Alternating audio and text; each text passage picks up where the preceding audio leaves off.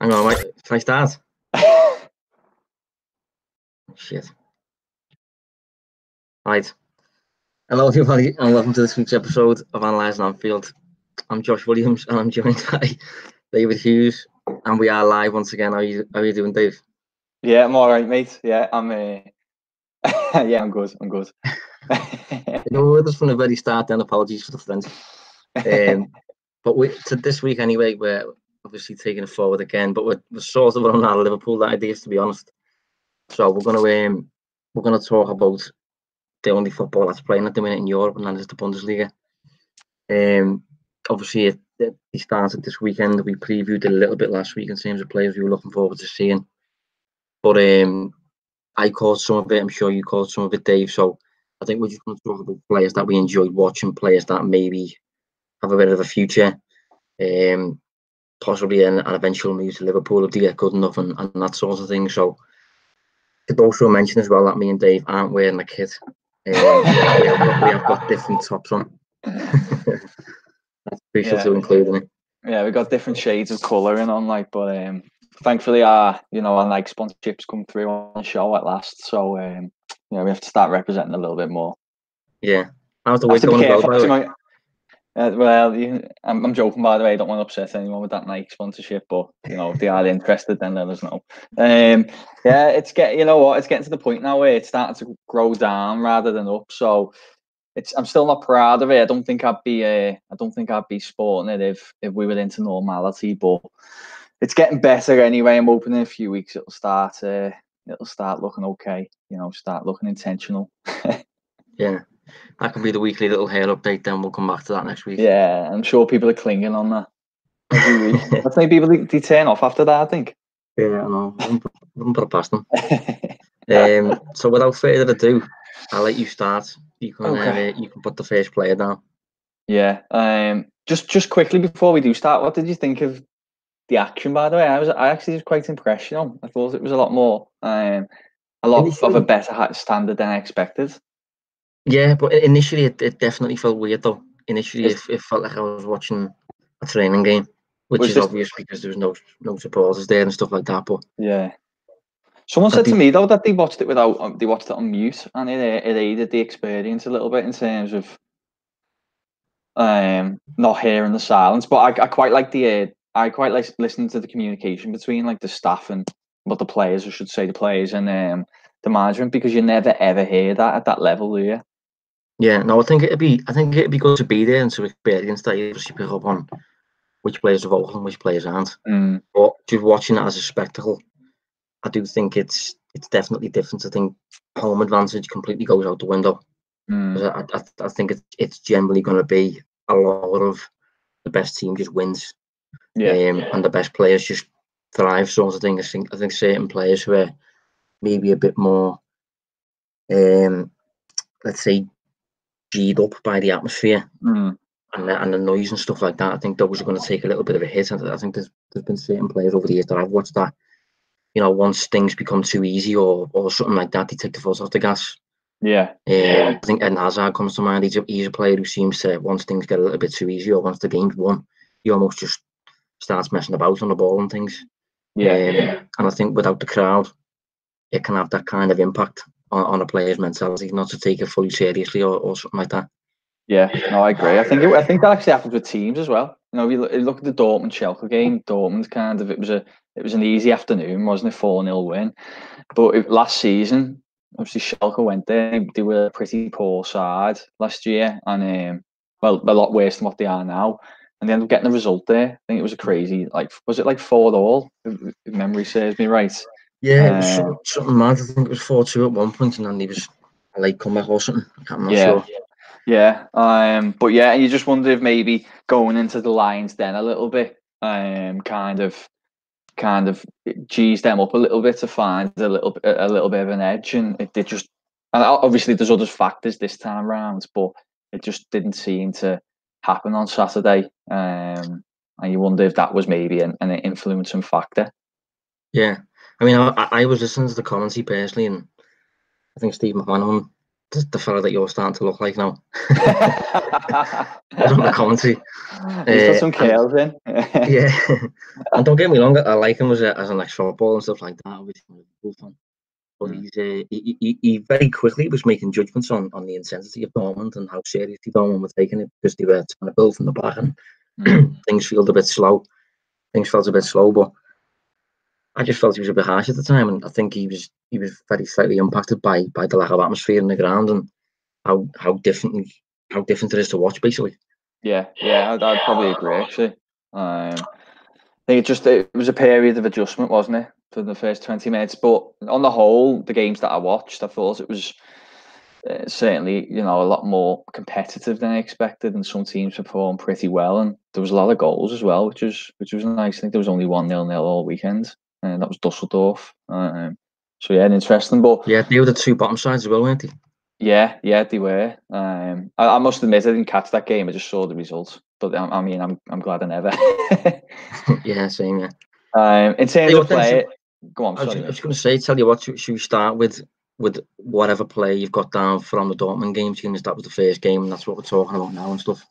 Yeah. The only thing is, I tried to focus on players with maybe a little bit of a Liverpool interest, and of the players on my list, the person I've flagged here is probably the person who, there would never ever be any kind of Liverpool interest there. But I still think we should flag him anyway, because it was a good performance, and it was Delaney, playing in midfield. I gathered it was his first game back for a while. I think he's had a tough injury this season, but I'd look at the numbers, and he had the third highest number of interceptions across the whole weekend in any fixture. I just thought he played really well in midfield. I think that numbers. Is he Danish?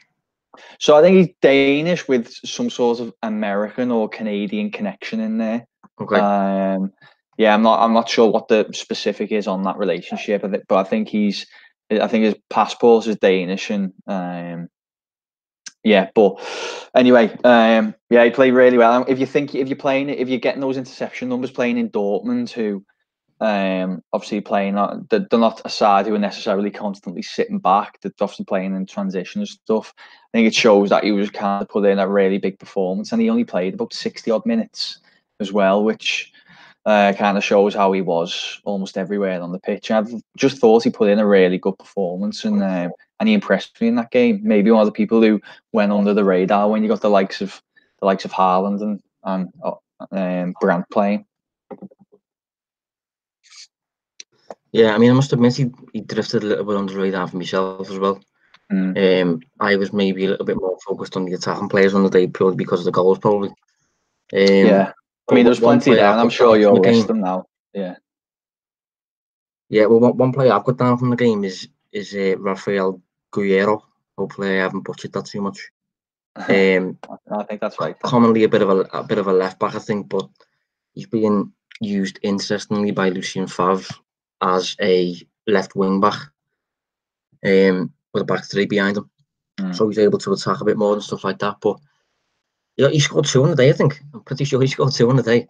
Yeah, it was which is, didn't he score that kind of ridiculous outside of the foot one where it was like I think he took it with his left and puts it like top in. Let me find out. Or am I getting confused? Let me check. I can't even remember. Well, I mean, we got that many goals. I'll check now while you're having a chat. Yeah, but he was just very, very offensive during the game, which is obviously not new for him. But when you're watching him, when you don't usually catch him performing, it did come to mind that when a few weeks ago we was looking for an alternative Liverpool 11. Yeah, I'd seen him to play exactly like Liverpool would if Liverpool's entire 11 didn't exist. He was a player that I probably should have given a shout to towards, if Andy Robertson didn't exist and Liverpool had Guerreiro. I don't think he'd interpret the role that differently. No, you know what, mate? As you're saying this now, I'm just watching the clip of him leading up to that goal that I'm talking about, and his running reminds me so much of Robertson. He's coming in from it basically Dortmund have got all the play out on the right side, and he's maintaining width on the left, and the ball's played out to him, and he's just gut bust and run with it. feeds into Haaland, who plays it back. And then, it is that goals talking about, and then he just kind of does this left-footed outside of the foot touch into the top corner. It's a ridiculous finish. Yeah, but he takes a lot of set pieces as well. I know he scored a few free kicks in his time and stuff like that. I think he takes a lot of set pieces for Portugal too. So he's obviously a very attacking fullback and got loads of offensive traits to his game to the extent that he's on the left. And I think, interestingly as well, they've got Hakimi on the right. Ashraf, who you mentioned a few weeks ago as a potential, as an alternative to Trent. Obviously, I doubt Real Madrid would let him go to Liverpool. But the way the two perform, I did think from a Liverpool angle, considering this is Liverpool podcast, they was very, very similar in my head watching the pair of them play. Yeah. There's a real good balance on either side in that position, which is important, isn't it? Because obviously it means you can, and it's how Liverpool do it as well. If you focus on Trent, it'll be switched to Robertson or vice versa. And that's why Dortmund is so good. I thought they looked really good, to be honest, on the weekend. Yeah, just to capture a little bit more on Hakimi there, I'm going to have a go at presenting. I always worry about this. But there is the pass map of Ashraf. You see that? Yes, yeah. Sorry, I couldn't see it first, but I can. Yeah, I've got it. But you can obviously capture there the number of switches of play, sort of thing. And it's not quite Trent Alexander-Arnold, but it's not far off, and it's enough to suggest that if he did play for Liverpool and he saw a bit more of the ball, I don't think he'd struggle that much with Trent's responsibilities. Yeah, no, I agree totally. He's just a really good player, isn't he? I suppose the only issue in terms of not getting very excited is what you touched on earlier, that he seems like he's just solidified in the top side now and probably won't be making any huge transfers anywhere when he goes back to Madrid. Yeah, I mean, Guerreiro's now 26, so he probably peak years right now, really. So I'd expect him to keep spending those at Dortmund. I can't see him move anytime soon. Certainly not to Liverpool. But he just showed up to me as a real attacking threat for his team. Despite playing in a what commonly is a deeper position. Just quickly, Josh, someone's left a comment with us. Liam M said, watching the German football made me realise that they all play the same style of football, and thankfully the Premier League is all different playing styles. Any immediate I can thoughts? see where he's coming from. Yeah, it's quite frantic, isn't it? It seems like a lot of it's in transition, but I still think there is a little bit more versatility than perhaps is being alluded to there. Yeah, well, there's actually one team in that division. Don't know if you want to have a guess. Who the only team in the whole of Europe's top 5 leagues who average less possession than Newcastle? Is it someone like Paderborn or something? No, it's Augsburg. Oh, is it really? Yeah. About 37.5% possession, I think they have. Obviously they're a very sit deep and counter-attack type team. I feel like we may have looked at them once before. Where are they in the table? I'm not sure where they are in the table, actually. Yeah, I'll bring it up. Liverpool now. Obviously got Ragnar Klavan from there a few years ago. I think go on. The 14th in the table, so they are they're 4 points clear. So they're in the relegation kind of battle, but they're not, necessarily the worst team in the league. There's worse teams in the division. And Newcastle 14th as well. They look for the table. 13th, yeah. 13th. Yeah. But yeah, I know what he's saying in terms of the transition game and things like that. But I think you still get the odd sides who are a little bit different. I think Dortmund are a little bit different. Augsburg obviously a bit different. Bayern obviously a lot more dominant. Leverkusen see a lot more of the ball than you'd think as well. Yeah. But yeah, it's definitely a fake out. Like I do. I think in terms of watching the division, it's a really good kind of league to watch, just in terms of how kind of like end to end frantic, is it? Like sometimes it's like basketball games, just it's just kind of ruthless, really, in terms of how it's quickly just possession changes hands a lot. I'm just having a look while we were talking there. Bayern Munich, 66.8% possession this year. So it'd be interesting to maybe if you watch more of them, you'd probably see more kind of control and dominance, like we watch when you see City and Liverpool playing. Yeah, Leverkusen 62.3. So those games are probably a little bit more what we're used to seeing when we watch like Liverpool in terms of control. Yeah, no, I agree on that. Yeah, did you catch the Leverkusen game? Yeah, I did. A few of the players I've got down here actually filmed that match. I was quite impressed with Leverkusen. Yeah, I've got one myself from there. Do you want to throw it in there? Throw it in the ring then? I will, just because I think we may have the same player. Just because I'd be surprised if we wouldn't.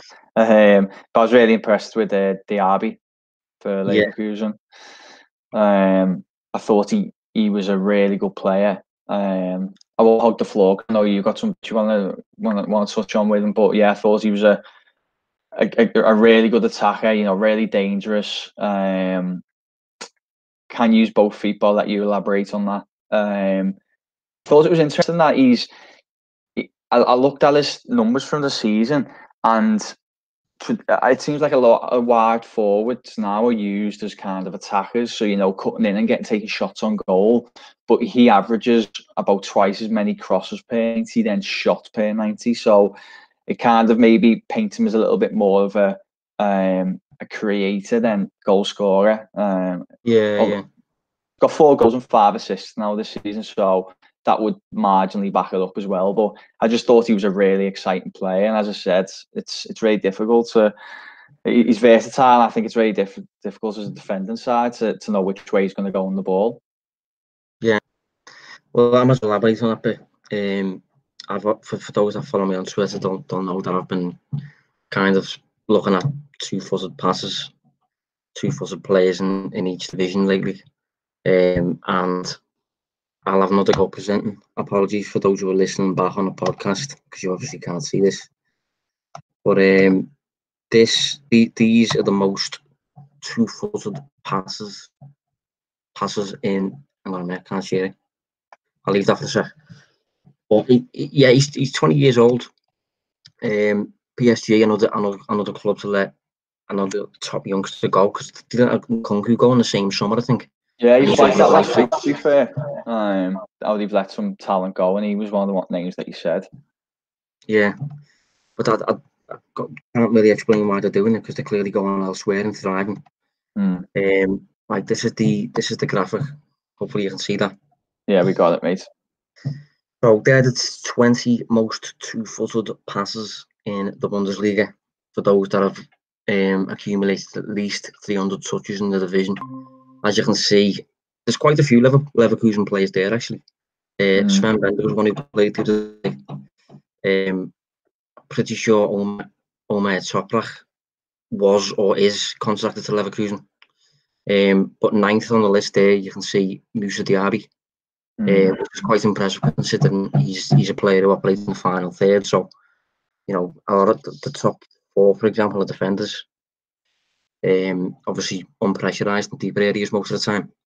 So that's certainly a trait that anyone who signs Diaby will benefit from. I think lately he's been linked with Arsenal, but I must be honest, although he's a good player and although he showed up as well in this game, I still don't think he's particularly ready for a Premier League game yet. And if he was to move to England just now for a top 16, I do think he'd show up as needing a few years before he reaches a consistent, reliable level of output every week, if you know what I mean.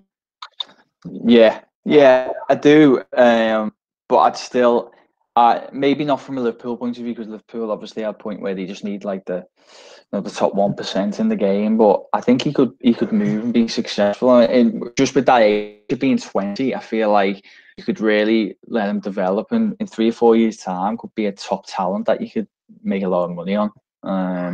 I don't really know the score is there. I don't know how long he's been tied down to a contract at Leverkusen. And obviously only joined last year, didn't he? Yeah, it's only joined a year ago for about 13.5 million, apparently. So quite a steal, to be honest, because he's going to go for at least double that. Yeah. But yeah, it's the problem, I suppose, of recruitment at the minute, because these players are now getting identified so quickly that Arsenal can either wait for him to do a bit more on the pitch, wait for him to get closer to his prime before moving in, or they just jump in now and make sure that they've got him. But as a result, you have to persist with his flaws for a few years, really. Yeah. As I said, he's only 20. I think it depends where on the food chain, doesn't it? So you were maybe like, who's a good example? I'm not using Everton. Don't want to use Everton.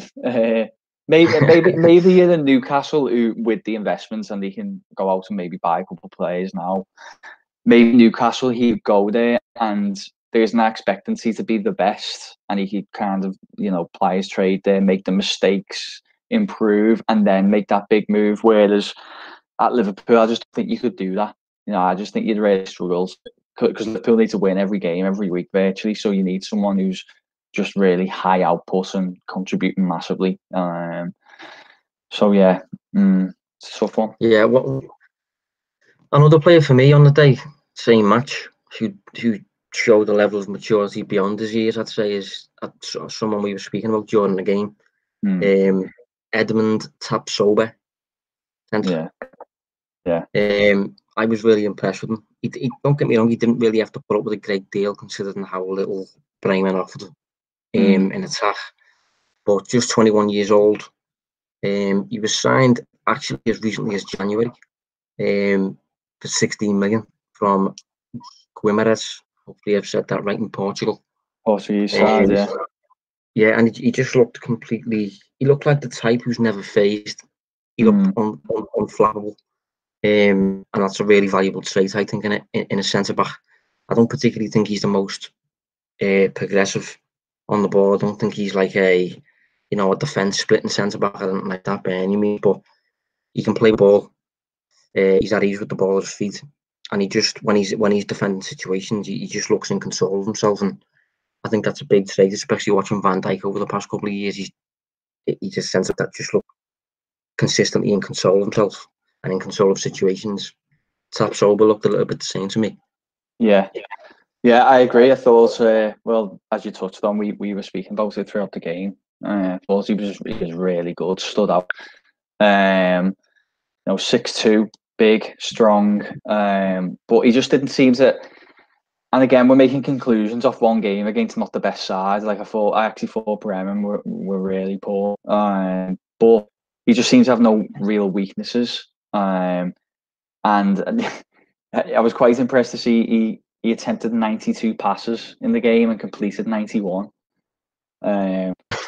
which is insane. Okay, as you touched on there, I wish I probably shared it, but it's not that interesting. But a lot of those balls are sideways, short, so it's not like he split defenses or putting balls into the box. But I don't always think there's that necessity to take huge risks on the ball. Sometimes you just need a central defender, just when you're in possession, keep things ticking over. We compare his really strong performance to, say, to Debo on the weekend. I don't think he played that well. He's obviously getting linked with moves to the Premier League, isn't he? And I think he looked personally. Yeah, and he was taking a lot of risks in possession. Just for anyone who don't know, this was Schalke, but he's on Barcelona's books. He's being linked with 20 million move to Everton amongst other clubs. But he seemed to be trying too much in possession, was getting caught out in possession, and it was just a real issue in terms of inviting pressure, giving the ball away in dangerous areas. And as I said, it's a completely contrasting kind of performance to what we saw from Tapsoba. Really good defender who looks like he'd go pretty far. Yeah, just one little note on that Tadibo. I don't want to come across as a bit of a dinosaur here, but one thing I really didn't like watching him and thinking about how his game would translate in England, he was down on his backside in pain 3 times in the first half. Yeah. And I know that's not a big deal necessarily. I'm not And as I said, I don't want to come across as like, this is England and all this nonsense. But he just didn't look robust enough for me. And it's the type of very subtle thing that I think can offer an insight into the character and the mentality of a player. I think there was a moment where Haaland, from a set piece, turned around quickly to make a move and like bumped into him, and Sadiba went down. Yeah. To the ground. A centre back who's over 6 foot. I couldn't get my head around it, and it's the type of thing that, as I said, I don't want to look ancient, but I don't like seeing it, especially in me defenders, and especially in defenders that I'm looking on bringing to England. Yeah, I'm trying to. How tall is he? I know he doesn't have the. I'm trying to find him now if I can do it really quick without slowing us down. 6'3". Yeah, so he's 6'3". Okay, he hasn't got the hugest build in terms of muscle. But yeah, as a defender, you kind of just want to see him solid. That's what you want. You don't want to be seen as a weak physical link. You look at Van Dijk and what's everyone talk about? They talk about his stature in the defence. You don't want to be going to 1v1s with him. Like aerial battles and stuff. And if you think you can just lay in a little bit as an attacker on the defender and he'll go down, then it's if anything, it's a little bit of a boost, I think, for the attacking team. I don't want to completely write him off because I have to be honest, I haven't watched them a lot, except for this game, and this game was bizarre in many ways. In first game back, strange scenario and environment, but I was disappointed, and I definitely would be wanting to see him a few more times before kind of jumping onto the hype that he could go on to be a real top ender. Yeah, just in terms of that there, when you say like writing him off and stuff like that, yeah, I agree on that. I wouldn't write him off. It's just a case of, with it being one of the first few full matches I've seen play, it's just a very small red flag that I would then be looking out for the next time I watch him, to see if it was just a one-off game, or if that sort of thing. Especially in the Premier League, it's a very physical, isn't it? Yeah. So who next? I'll shift away from Leverkusen for the moment, and I'll go on to another side who I thought performed really well, and that was Gladbach. Sorry, away at Frankfurt, 3-1 win. I thought they looked really good. I don't know about yourself. And Ben Sabani, I thought, played really well. He played at left back. He's a player that I really like, and he's probably, of the players on my list, he's maybe one that I think he could do a job at Liverpool. Have you got his age? Yeah, he's 25. So okay. I think we're touching that. We're touching the age where you start thinking, is it a worthwhile investment? But I still think if you got him at 25, that would represent some good business. There's still plenty of years at top level. In fact, still you could say the prime playing 8 years to come. But he's a versatile player. He's got 5 goals from left back now. He got a goal on the weekend and he got an assist too. And this is with missing, about 6 weeks of the season through injury. But he's part of a side that they have very fluid, dynamic tactics, as we know under Rose. So he's heavily involved in the final third. Averages 1.4 shots per 90, which I think for left back's fairly high. But yeah, loves to get forward. Really good pace in transition, so going from defence to attack. He's useful on overlaps, on underlaps. He's just a really good player, and he's someone that I think could potentially come into this Liverpool side and do well. I know no one's pushing Robertson out, but we have acknowledged that maybe there is some cover needed in that position, and I think he would be a really good sign. Yeah, no, I agree with you on that there. Yeah. So I was going to say as well, he's really versatile. So for Algeria, he plays as a centre back. I think he played like midfield. You know what? I don't know, but I'll check now. 2 seconds. I was actually concerned when you mentioned his name because I thought he was the lad who, towards the end of the match, missed the absolute did. Oh, he could have and I've missed it, but No, he didn't. check He now. didn't. No, I don't think. The reason I got the two mixed up is because I think the lad who missed it, number 23. So I was looking at the back of the shirt and thinking to myself, I hope he hasn't missed that chance because David's going to pick him up on this podcast. No, I think he. Although I think he did. He did have a. Didn't I'm just checking what this. Well, hold on a sec, 2 seconds. It's 83rd minute. I think it was what's his name? I'll get it up in a sec. But yeah, no, I agree with what you're saying. Like, I'm just saying what this big XG chance was in the game. But I mean, irrespective of all that, for the moment, we'll come back to that in a sec. He's 6'1", and on the whole, thought he has a really good game. He's a good player. Yeah, and he's just someone I wanted to flag. I'm sure there was a penalty in the game. I'm just making sure he didn't take it and miss it. I'm not going to get some stick here, but even if he did, I'd still stick by me comments because I thought he played really well. Yeah. No, the lad who missed that chance that I've just been referring to on the 83rd. Oh no, so he buried the penalty. That was it. I was trying to remember if someone missed the penalty. There's been that many games this weekend I've watched, but no, his goal comes via the penalty. But yeah, really good player. Go on, what were we going to say? Sorry. No, the one I'm talking about was Jonas Hoffman. Oh, okay, yeah. Absolute sitter it was. Don't know how he missed it.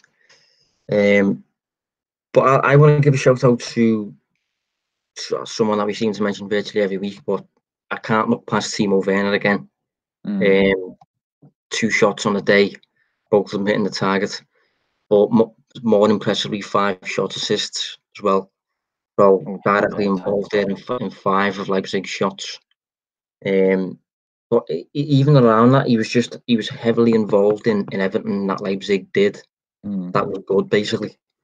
One thing I did up on, I think there's been talk earlier this season about some learning how to be a false nine and all this sort of stuff.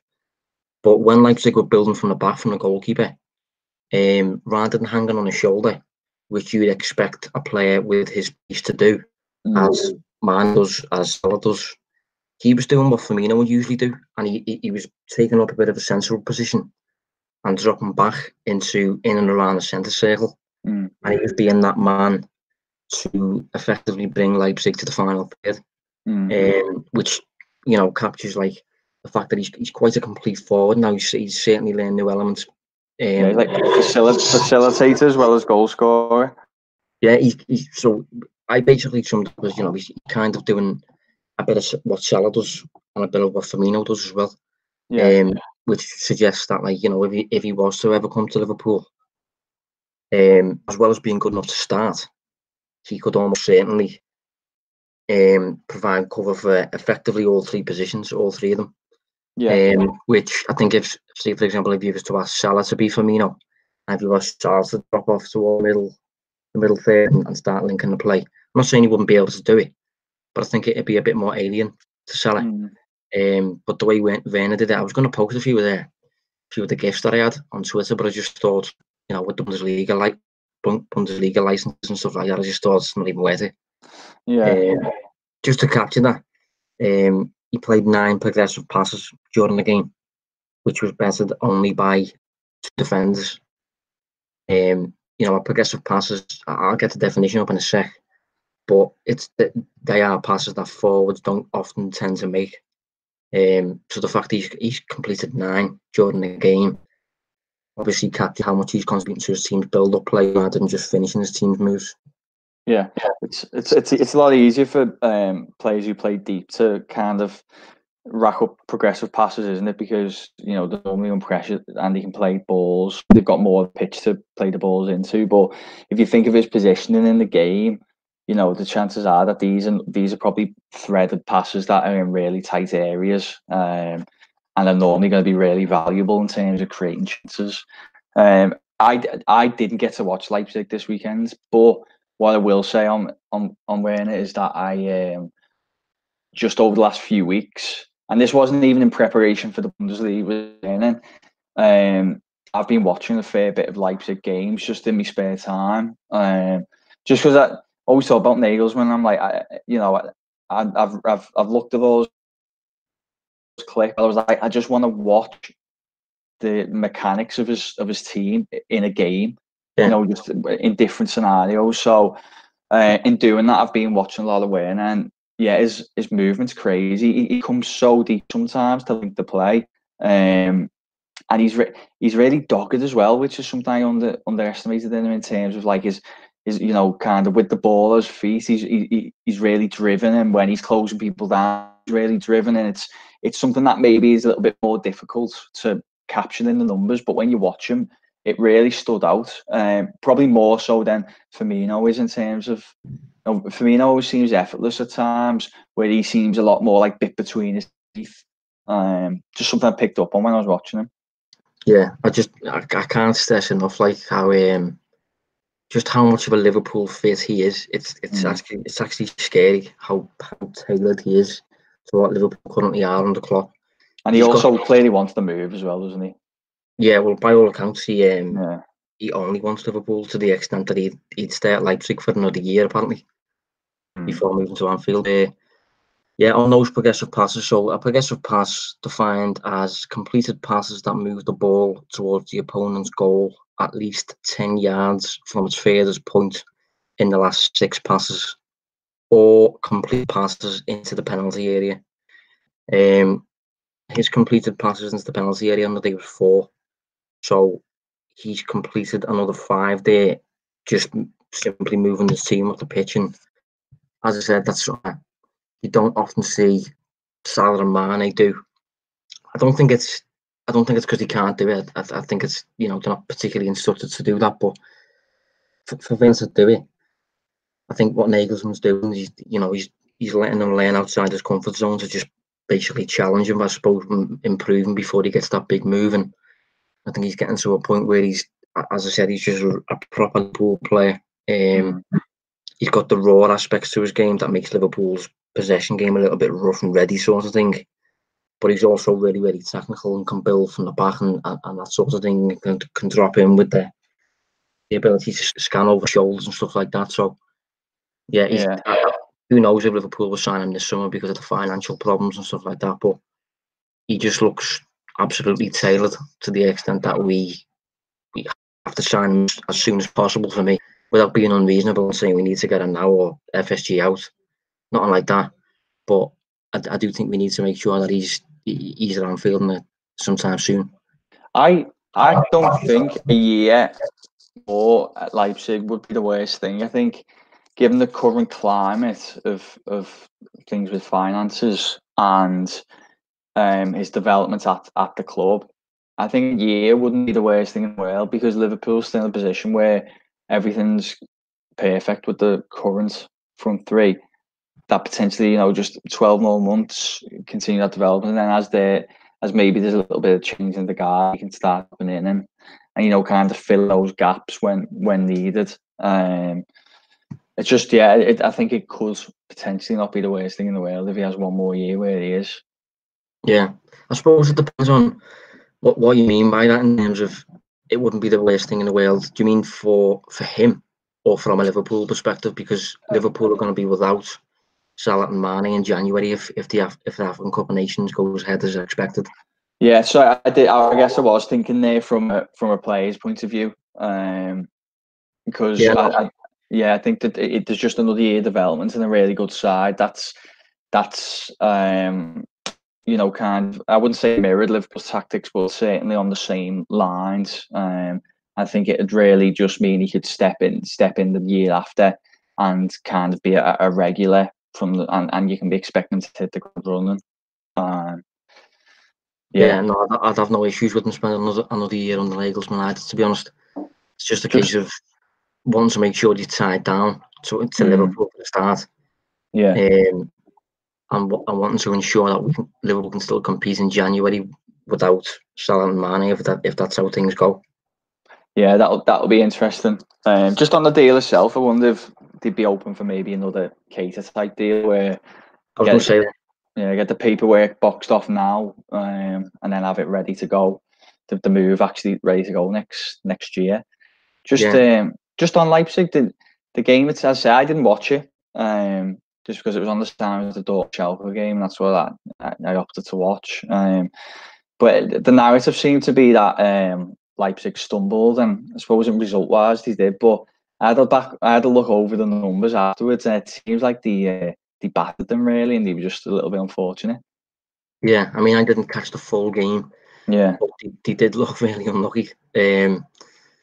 Unexpected goals according to FB ref of 2.1 against Freiburg 0.3. So that's in a completely fair world, I suppose, to an extent at least. That's a 2-0 win really, but I think Freiburg scored from the first set piece that they had. It was just a corner, neat little flick on towards the back post. Keeper had no chance. And you know, obviously, I think we've spoken about in the past the importance of scoring first. Leipzig didn't, and as a result, they were chasing the game. Even despite that, they did enough to win for me, but just one of them days, I suppose.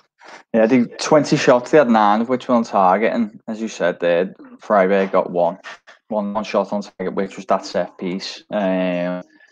So yeah, a little bit of a tough one for them there, but funny enough, Freiburg actually nicked it in added time, but it got disallowed because he was offside. Oh, did it? It could have been listening, couldn't it?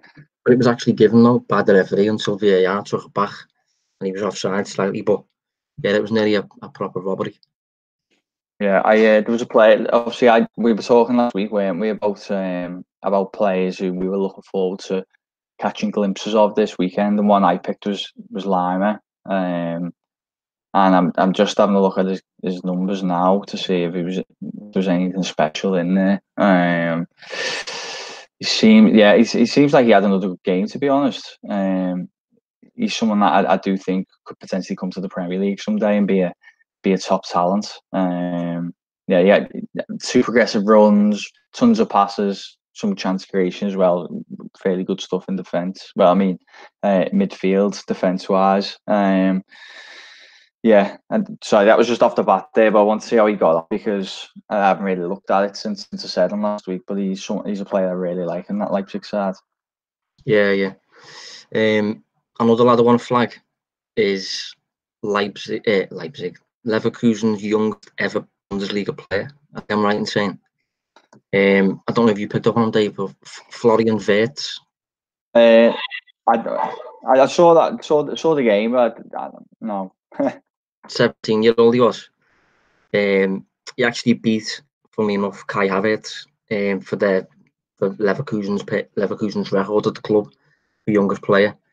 He turned 17 actually 2 weeks ago, so very recently turned 17. But he didn't look out of place for me. I think that was the crucial thing. He blended in perfectly in a positive way. Good physical traits for his age. Quite direct. Didn't particularly do anything special, but he showed enough. And once you consider his age in with his performance, you know, there's a lot of potential there, I think, for where he's going to go in the future. Funnily enough, the Bundesliga player who's the youngest ever to appear is a former Liverpool loanee. You got any guesses or? No, go on, mate. Don't know that one. Nuri Sahin. Do you remember him? Yeah. Oh, is he? He's still playing in Germany, isn't he? Yeah. He was on the bench for someone this weekend. Can't remember who it was. Is it someone like? I'm sure it might be Bremen. You know, Werder Bremen. Yeah, it might have been actually. Yeah. He made his debut as a 16-year-old. But yeah, I just thought I'd just throw that one in there for the sake of it. Some trivia. Trivia. Yeah. But yeah, I thought Wirtz was good. I think he's a player to keep an eye on. But I think considering this is a Liverpool podcast, we can't really not mention Kai Havertz, can we? Yeah, I was about to say, you know, surely we're not going to do a podcast without mentioning his name, especially after scoring 2. Yeah, both headers as well. Yeah, I'd tell you what I did find interesting. You know, I haven't really paid much attention to how many headed goals he's got this season. I'll check that now, actually.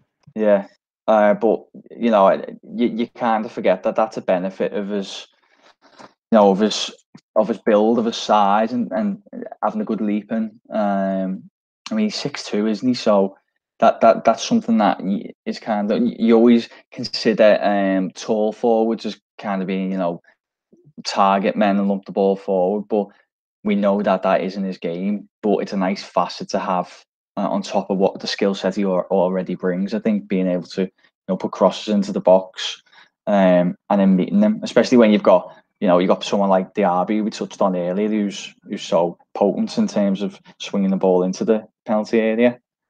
Yeah. Since 2016, he hasn't scored that many. He scored 32 Bundesliga goals, 6 with his head. That's not bad, though, is it? Not too bad at all. Especially considering he's only recently turned 20, I think. Yeah. But yeah, obviously the perks of being 6'2", and he led the line in Leverkusen's 4-2-3-1, despite the fact that throughout the season he's played in central midfield. He's played as a 10, I think. He's played on the left.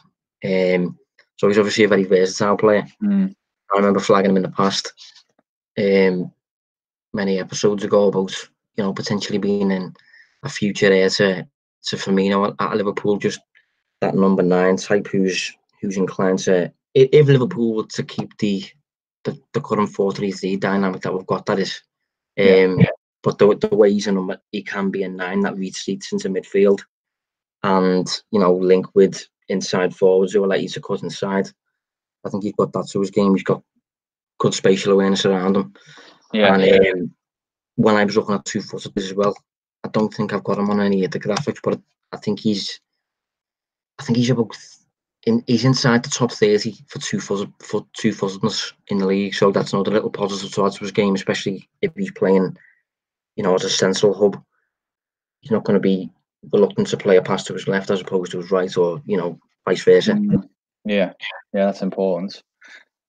He's took 5 shots on a day. 5, was it? Yeah. I know I actually had a bet on that. They take 2 shots on goal, so I was quite happy when he scored those first 2 shots on target they had with goals, which was impressive. My Bundesliga accumulator was down straight away. Was it? Yeah, that's it. Look forward to having the football back so we can lose some money. But yeah, it's it's really tough to add anything on. He's now firmly on the radar, and there's a reason why, because he's so good. And I assume he'll end up coming to the Premier League. It'll just be whether Liverpool are willing to part with the money or deem that his value worthwhile for the outlay. But there's no doubt he's exquisite talent. Yeah. Anyone else that you want to flag? I'll flag one more, just because when we were doing our alternative 11, he was a player that I flagged who wasn't necessarily a like for like in terms of Alexander Arnold, but just a really good player in that position who could perform at Liverpool, and he also scored on the weekend. Pavard for Bayern Munich. I just thought again he had another really good game. He was just a player that I really like. He's funny enough. I want to flag a Bayern Munich player actually. Oh, well, there we go. We can finish on a high here with Bayern. But yeah, he was again just. I think he again shows the benefit of maybe having not only really skilled players in their position, but also tall aerial threats, because he's 6'1" and his goal come from a header. And you don't really traditionally think of wing backs as scoring goals with the head, do you? It doesn't really seem to go in your head, but excuse the pun. But I really like him. I don't think it'd be possible that he could end up coming to Liverpool, because Munich will have him tied down. But he's just a really, really, really good player. I thought he played well on the weekend, and obviously, as I said, he got a goal. Yeah, I just want to flag a player that I'm sure everybody is aware of. This is not a scouting, bit of insight and like that. But I just think he had a really promising game in terms of quantifiable output, quantifiable impact on proceedings, and that is Joshua Kimmich. So, he's regarded commonly as a right back, but he's been playing in central midfield certainly since Bayern's new regime under I think it's Flick. But he had the most touches on the pitch, 108. The only player on Bayern's team to register an assist. He had the highest expected assists value. He registered the joint most shot assists with 3, level with Alphonso Davies. The most passes to the final third with 11, followed by Thiago on 8. Also, the most passes into the penalty box with 2. That's joint most with Pavard, interestingly, and Gnabry and Lewandowski. He also the joint most crosses into the penalty box and the joint most progressive passes. So clearly, in terms of the quantifiable output of the game, clearly had a very notable impact, doing a lot of everything, really. A perfect numbers game. Yeah, and I think it's actually quite mad when you get a player as rare as Philipp Lahm, who can play as a right back and a centre mid, and you're not really pick up on any struggles or anything like that, and he's intelligent enough and capable enough to do it. It's quite rare that once he leaves, you have literally an heir to his throne right there like that to just do exactly what he was doing. And Kimmich, I'm not saying Kimmich better, he's as good as Lahm, but for him to come in as a right back, pretty much master it, move into central midfield and have impact, like that's clearly showing that he's influencing the match. I just thought his numbers were quite interesting. Yeah, especially considering the level of his teammates. The what? I was just saying, especially considering the level of his teammates, for him to out quantify, if you like, his teammates to the stand out in that company type thing. Yeah, exactly. Yeah, that's it. So I think one final thing before we round up there, I'd like to say that Florian Kainz that I mentioned last week actually scored. Hey, it was a header at the back post, but other than that, I don't think he did an awful lot.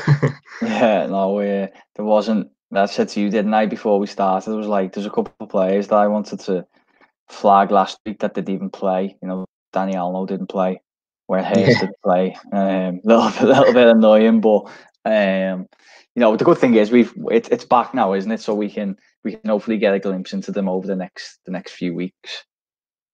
Yeah. So yeah, I think we'll round up this week, but I think it was quite a relevant episode to celebrate the fact that football is now back. To make it as possible. I think it was generally a good week for Liverpool targets, to be honest, considering Werner played well, Havertz in particular played well. So I think we'll have a little bit of a shorter episode, I think, but we'll be back next week with something other than the Bundesliga, I think. Mix it up a little bit. So if you've got any ideas, send them over. Thanks for tuning in. Thanks for joining us, Dave. Yeah, cheers everyone. And we will see you next week.